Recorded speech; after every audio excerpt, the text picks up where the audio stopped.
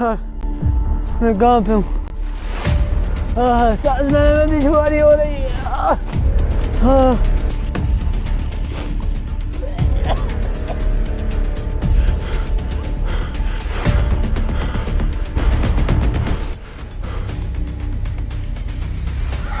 कहाँ पे यार अकमल? हम अपने गिलगित बल्तिस्तान में है इस टाइम। गिलगित में है हम। मेरा गिलगित बल्तिस्तान ऐसा तो नहीं था। हमारा दिन हमें ये कहता रहा कि हम सफाई नहीं सब ईमान है, लेकिन हमने सफाई का ख्याल नहीं रखा। और काश हम उस वक्त सफाई का ख्याल रखते तो आज हमारा गिलगित बल्तिस्तान ऐसा नहीं होता। काश ऐसा नहीं होता।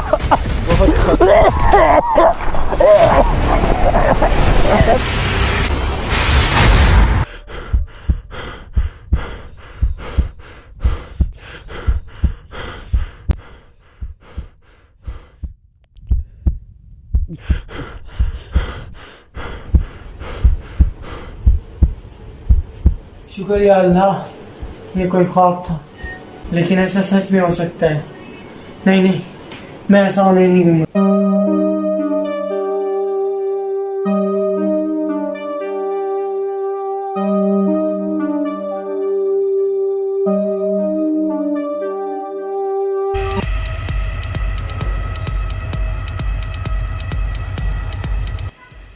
क्या बात है हसन भाई, क्या बारिश कर रही है सुबह सुबह? यार एक ख्वाब देखा था आज। कैसा ख्वाब? बहुत डरावना ख्वाब देखा था। हमारा गिलगित बल्तिस्तान तबाह हो रहा था।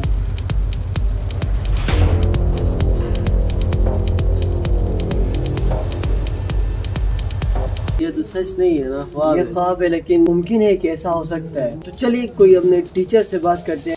चलो आ जाओ।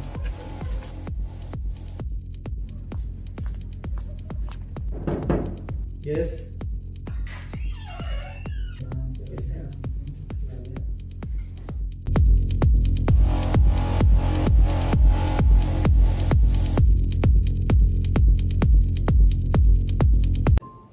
अच्छा हसन अली, बहुत इंटरेस्टिंग है यार। आपने जो ख्वाब देखा है ये सिर्फ ख्वाब या कोई फसाना नहीं है, बल्कि ये वो तल्ख हकीकत है जिसका आज का इंसान इसको फेस कर रहा है, एनवायरमेंटल डिग्रेडेशन को। कहीं आपके बैक ऑफ माइंड में तो था, तभी तो आपको ये डरावना सा ख्वाब लगा। बिल्कुल सर। जाहिर है ये वो सारे मसले हैं जो कि आलूदगी की शक्ल में, जंगलात की कटाई की शक्ल में, क्लाइमेट चेंज की शक्ल में, पर इंसानी आबादी में बेतहाशा इजाफा।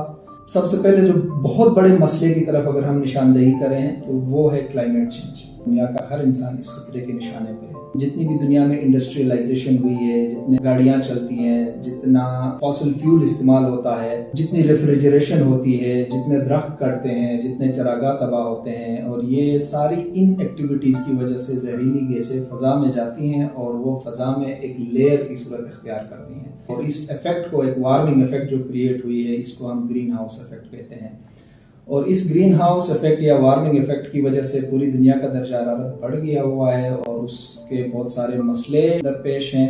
अगर हम अपने इलाके की बात करें तो छोटी सी एक मिसाल है। अगर आप कभी गिलगित के, आपने बल्कि बताया भी कि गिलगित के अगर इस रास्ते पे आप सर्दियों में चले तो गिलगित के ऊपर आपको धुएं का तह नजर आता है। तो यही आप मिसाल पूरे जमीन की या प्लेनेट अर्थ की ले लें, और प्लेनेट अर्थ के इर्द भी एक धुआं का एक गलाफ बना हुआ है और इसमें इजाफा हो रहा है। दूसरा एक और मसला जिसकी तरफ मैं, और आपने उस ख्वाब में भी उसका जिक्र किया कि पोल्यूशन, हर तरह की पोल्यूशन, जिसके अंदर सॉलिड वेस्ट है, जिसके अंदर लिक्विड वेस्ट है। और पोल्यूशन के पीछे ना अगर उसका एक रीजन बता दूं मैं आपको, वो है इंसान की बेहिसी। देखिए, पोल्यूशन को बहुत हद तक हम कम कर सकते हैं। कौन सा मुश्किल काम है अगर हम रेपर उठा दें, हम कोई कचरा गिरा हुआ है उसको उठा दें।